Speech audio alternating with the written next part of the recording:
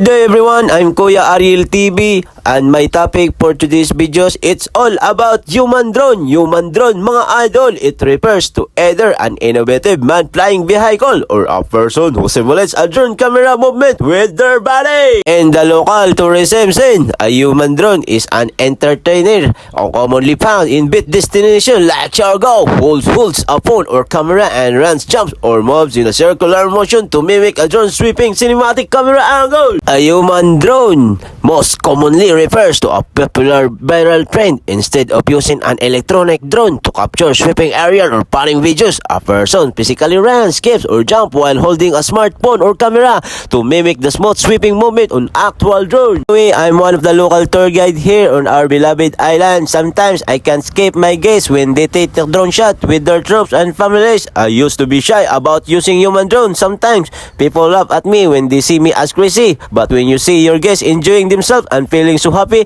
that they're enjoying their visit, it's so much fun. Before this video's end, I'm Kuya Ariel TV, spending love and God bless to everyone, and my dream is to become a Kuya Bubbles and Kuya Kim. If you want to know more about facts, science, and everything in this world, just follow me, and that was I discovered.